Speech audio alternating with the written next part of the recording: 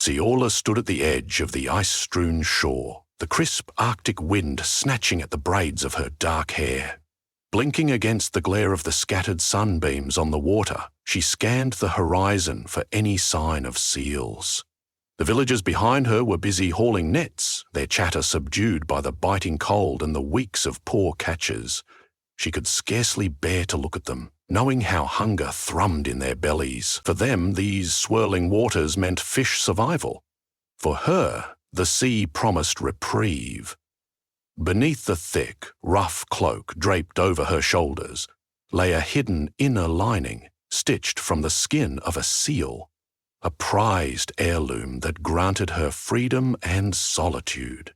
Turning to face the endless white, she wondered whether to stay or return to her watery kin. Serala's grandmother had once told her stories of Selkies who forgot the taste of salt on their tongues or the soft sway of waves beneath them.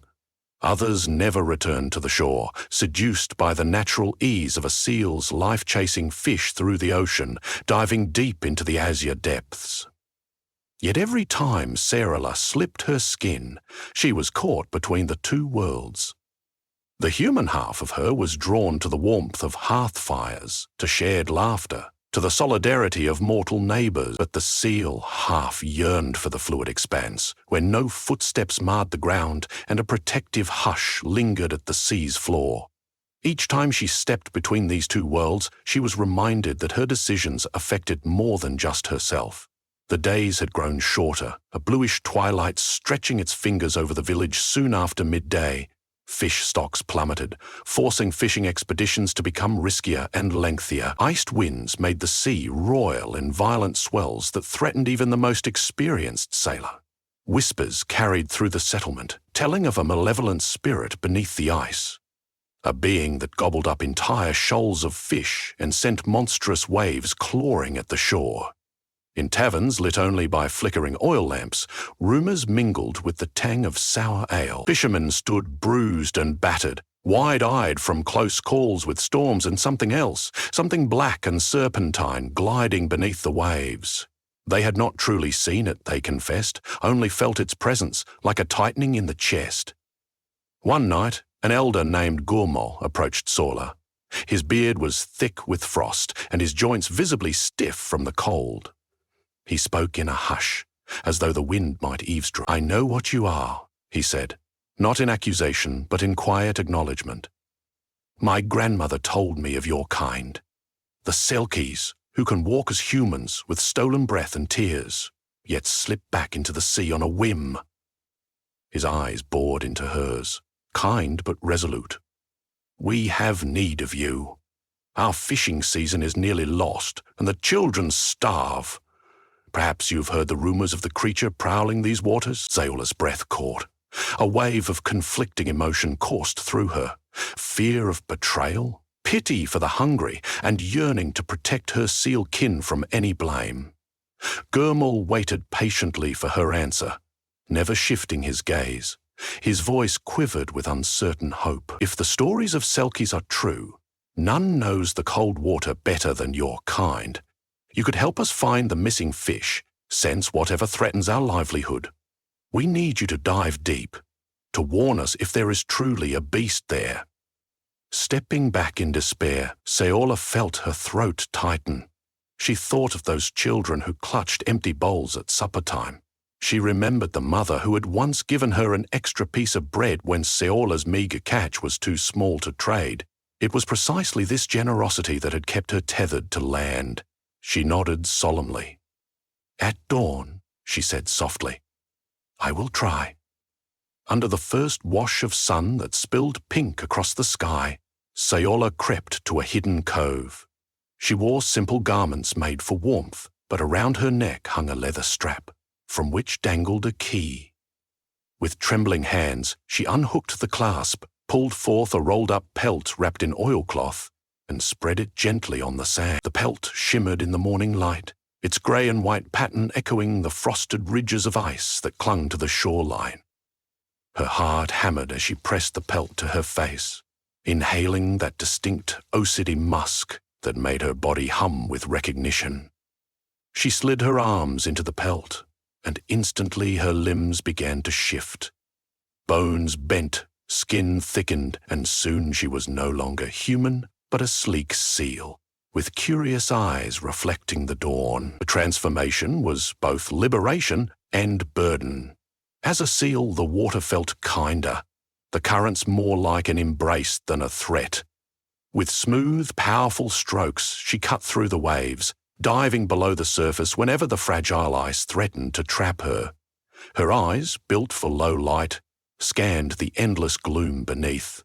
She ventured far offshore, where she glimpsed entire shoals fleeing deeper, as though pursued. The water chilled her to the core, but her seal skin insulated her far better than any human attire. For hours she prowled, searching for that rumoured presence. Finally, she sensed a disturbance, a ripple of tension that made her whiskers bristle. Something vast churned the murky depths. Diving deeper than she ever had before, Seola felt the water pressure tighten around her. The darkness felt claustrophobic, but she pressed on, guided by the intangible resonance of the unknown creature. Then, out of the corner of her vision, a shape, undulated, massive, serpentine, crowned with an elongated fin that shimmered in faint refracted light. Seola's heartbeat thundered in her chest. This was no harmless whale, nor any fish she recognized. The massive shape swirled in the gloom, and though she couldn't see its eyes, she felt them. A haunting intelligence emanated, as if it measured her up with a primal curiosity. For a moment, it glided gracefully, almost gently, before a flick of its tail sent a wave of force surging toward her, blowing her backward in the frigid water.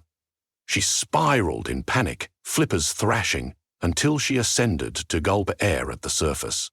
Fearing a chase, Seola pushed her seal body beyond exhaustion, returning to shore like a hunted deer. Once on the beach, she slipped out of her pelt and collapsed, coughing up water. Adol found her there, his brow furrowed in alarm. He draped a fur over her trembling shoulders. "It's real," she gasped between ragged breaths. "A creature, beyond anything I've known. It could vanish in the dark if it wanted to, leaving us in ignorance. But it's there, hoarding the fish." Her mind raced with theories. Perhaps it devoured entire schools, or simply scared them out of local waters. Regardless, the cause of the village famine was no myth. Gormal's expression hardened. "We must do something," he said. The following evening, the villagers clustered in the largest communal hall, with torches making the walls dance in flickering gold. Gormal explained Seola's news, carefully omitting her Selkie nature to protect her secret. He urged unity, but the room bristled with anger and desperation. One fisherman brandished his harpoon. "We should hunt it," he cried, face shadowed by the dancing flames. Others spoke of luring it closer with nets and launching an ambush, while a few cautioned that confronting such a being might anger malevolent water spirits. Beneath their clamoring voices, Seola listened intently, chest tightening at the dangerous boldness. The creature's might was far beyond any normal beast, and facing it head-on could lead to ruin. Yet leaving it free would starve the village. Finally, Gormal hushed the room with a single raised hand. "Let us hear from her," he said, gesturing discreetly at Seola. She inhaled slowly, choosing her words as carefully as if treading thin ice. "We know very little. I've only caught it fleetingly. To defeat it or to drive it away, we must first learn its true nature. Maybe there is some law that speaks of such a being." She paused, recalling the many half-remembered tales. In many stories, monstrous creatures are not wanton killers. They may protect a place or guard something valuable. Perhaps we can find a way to bargain or persuade it. If not, we will learn enough to stand a chance against it. A hush fell across the hall. The next day, Seor building Gormal and a few elders to the old archives, a cramped building half buried by snowdrifts. Inside, rows of worn books and scrolls told of bizarre phenomena. Storms conjured by jealous spirits, ravens that whispered omens, and sea serpents that destroyed entire fleets. Several manuscripts referenced a hidden guardian dwelling beneath shifting ice. This ancient entity was said to punish those who took too much from the sea or who disrespected nature's balance. Sorla's stomach churned as she read the account. The village, facing famine, had taken more fish than usual in the preceding years, sometimes discarding what spoiled. Could this have roused the guardian's wrath? The texts described attempts to appease such a guardian through ritual offerings, fresh fish returned to the ocean with prayers of humility and gratitude. However, the passages were incomplete, entire paragraphs lost to time, blackened by mould, or destroyed by freezing damp. No single text had a reliable solution. Exhausting every fragment, Gormel and Sorla decided on a plan. They would try an offering. If that did not work, they would consider more drastic measures, though neither desired an outright battle. They scraped together what little fish they still had, setting aside the best for the ritual. Late that afternoon, the folk gathered at the shore, forming a solemn procession. Children clutched wooden bowls, their eyes hollow from hunger but lit by hope. Old fishermen stood behind, faces lined with anxiety. Sorla stood at the front, pelt concealed beneath her cloak. She spoke in murmured tones, half chanting, half praying, not entirely sure which spirits she summoned. She tossed a handful of fresh fish into the foam. Above them, the sky churned grey and menacing, fractured by the pink glow of the dying sun. For a long moment, only the whisper of waves filled the stillness. Then a sudden swell rose far out in the bay, a dark crest that surged toward them faster than the beating of their hearts. Shocked villagers stumbled backward, but Sorla held her ground. The wave crashed to shore, throwing her off balance and soaking her cloak. She stared out at the swelling sea, heart pounding as she sensed a presence beyond the breakers. She exchanged a glance with Gormel. He nodded, taking the remaining fish with shaky hands and hurling them into the water. The sea swallowed them, but the tension did not dissipate. The dark shape offshore persisted, swirling beneath the surface. The air crackled with a primal dread. The wave receded, leaving behind an icy hush. Although no immediate calamity befell them, Sorla felt an ominous certainty. The offering was not enough. Something far deeper was required, a gesture or sacrifice more meaningful than a few baskets of fish. Shivering in the aftermath, the villagers retreated inland before the darkness swallowed the coastline. Late that night, Sorla found herself perched on a boulder that jutted from the snow. Above, the sky teemed with stars. The aurora shimmered in pale ribbons of green and violet, an otherworldly choir in motion. She wondered about the bond between her own Selkie soul and this formidable sea guardian. She understood the ocean's power to nurture or devastate, to provide fish or withhold them. Reflecting on the half-forgotten legends, she recalled a line about Selkies being intermediaries able to commune with the deeper mysteries of the sea, seldom fully belonging to land or water. Perhaps the village's only chance lay in that ambiguous space. If she could speak directly to the creature, not as a threat but as kin, maybe there was a path forward.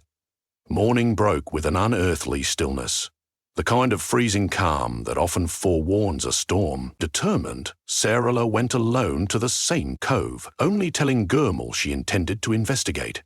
Sliding into her pelt once more, she plunged into the icy water. The cold stabbed at her, but her pulse pounded with resolve. She swam out to the deeper channel, tail flipping with increasing speed. Her instincts guided her, the faint echo of the guardian's presence tugging at the edges of her senses. She dived to the dark realm below, ignoring the suffocating chill that strained her lungs. Then, through the gloom, she noticed a faint shimmer, a silent swirl of movement. The serpentine being coiled ahead, its massive body drifting like a submerged mountain. Heart in her throat, Sorla approached slowly. The dig of fear in her gut was undeniable. If it launched an attack, she would have no chance. But she let herself drift closer, offering a series of plaintive seal sounds. She hoped the guardian would sense she was no threat. The monstrous creature circled her, the motion oddly hypnotic. A wide, fierce mouth came into view, lined with row after row of teeth. Yet it did not strike.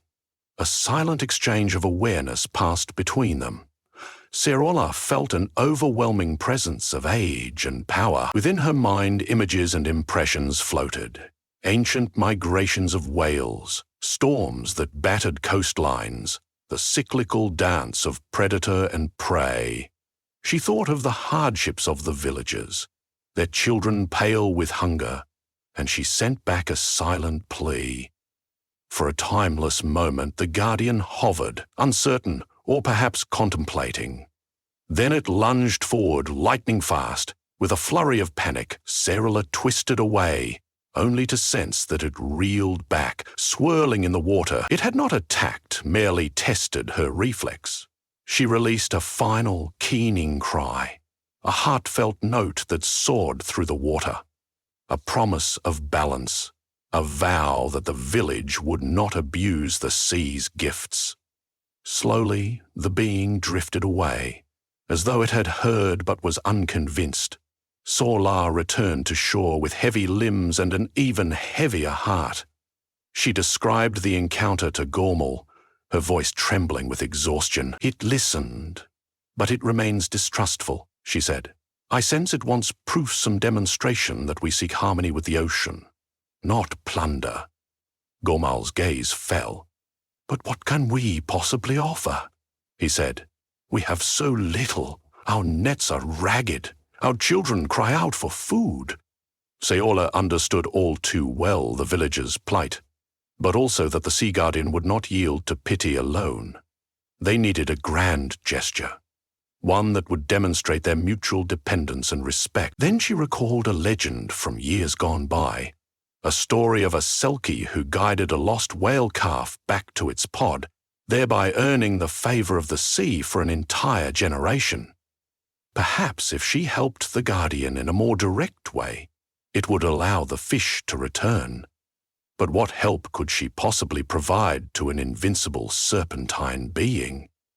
As she pondered, news arrived that the thick ice had broken near the coastal shelf, forming dangerous fissures. A group of villagers on a fishing expedition had been stranded as their sled crumbled through the ice, leaving them marooned on a floating chunk. Trenches of water separated them from solid land, and the incoming tide threatened to drag them out into the open sea. Seola and Gormal rushed to the shore along with several others, ignoring the swirling snow that stung their faces. Far in the distance, the stranded villagers huddled on a precarious raft of ice that listed ominously in the wind. Getting to them meant crossing a field of broken ice floes, each separated by frigid water. The villagers had ropes and planks, but the tide's speed was terrifying. One misstep, and they would be lost beneath the freezing waves. "We must hurry!" Gormal shouted over the bluster. Seola recognized her chance. If she could rescue them in her Selkie form, perhaps it would be the pivot that showed the Guardian the village was worthy of survival. Braving the cutting gale, Seola undid her cloak and revealed her seal pelt, ignoring the gasps from those who discovered her secret for the first time. She met Gormal's eye, and he nodded in silent agreement. Slipping into the pelt, she immediately felt the surge of transformation. Then she dove into the water, urging the watchers to tie ropes around her waist. "Secure them on shore," she instructed. She would act as a living anchor, swimming around the ice floes laden with rope to ferry the stranded villagers. In seal form, the water embraced her, though bitterly cold. She swam toward the survivors, gliding beneath shattered ice shards. Their eyes widened at the seal that approached, trailing rope.